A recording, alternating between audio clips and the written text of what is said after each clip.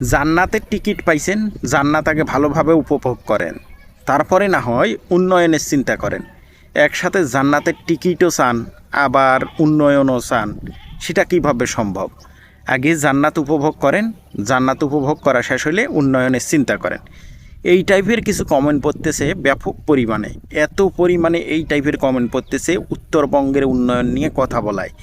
আমার মনে হয় যে উত্তরবঙ্গের উন্নয়ন নিয়ে কথা বলায় অনেক বড় একটা অপরাধ হয়েছে। আর সেখানে তারা এই টাইপের কমেন্ট করতেছে যে একসাথে আপনি কিভাবে দুইটা জিনিস আশা করেন, যে জান্নাতের টিকিট প্লাস হচ্ছে উন্নয়ন। এখন আমার কথা এখানে, আমার একটা প্রশ্ন এখানে, যে যারা এই সমস্ত কমেন্ট করতেছেন তাদের কাছে কি তারেক রহমান বলছে যে উত্তর অঞ্চলে জান্নাতের টিকিট পাইছে, সেই উত্তর অঞ্চলে কোনো উন্নয়ন হবে না বা কোনো উন্নয়ন করব না, এই টাইপের কি কোনো তারেক রহমানে আপনাদের কাছে কোনো কমেন্টমেন্ট দিছে কি না? যদি দিয়ে থাকে একটু সেটাও জানায়েন।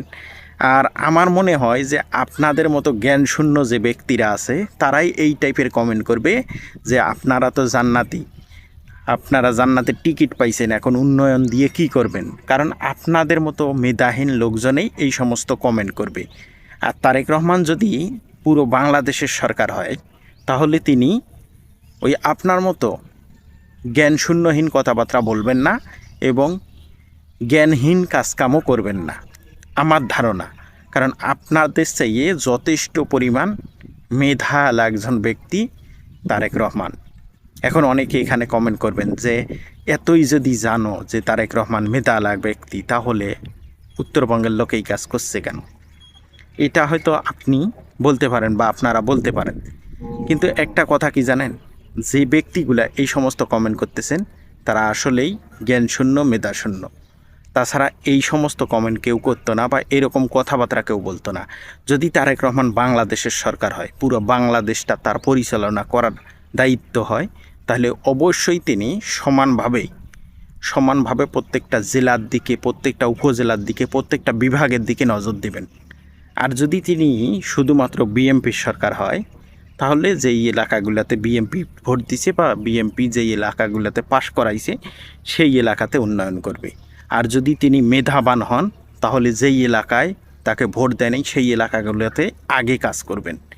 কেননা তিনি দেখাই দিবেন যে আপনারা তো আমাকে চান নাই, কিন্তু আমি আপনাদেরকে চাচ্ছি, এটা তিনি অবশ্যই দেখাই দেবেন।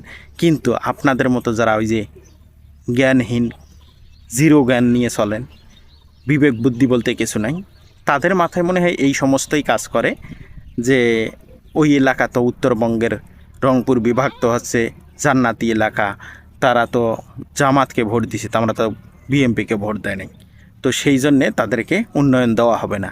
হয়তোবা আপনাদের মেধায় বা আপনাদের বুদ্ধিজ্ঞানে এতটুকুই খেলে, আপনারা এর চেয়ে ভালো কিছু বলতে পারবেন না, এটা বাস্তব। আপনারা হয়তো এর চেয়ে ভালো কিছু বলতে পারবেন না, কিন্তু আমার ক্ষুদ্র জ্ঞানে আমি যতটুকু বুঝছি আমি সেটাই আপনাদের মাঝে তুলে ধরছি। ভালো থাকবেন, সুস্থ থাকবেন। কথার মধ্যে যদি আপনারা কোনো কিছু ভুল মনে করেন অবশ্যই ক্ষমা সুন্দর দৃষ্টিতে দেখবেন, এবং যদি মনে হয় যে না আমি কথাগুলো রাইট বলছি, একটা কমেন্ট করবেন এবং ভিডিওটা শেয়ার করবেন।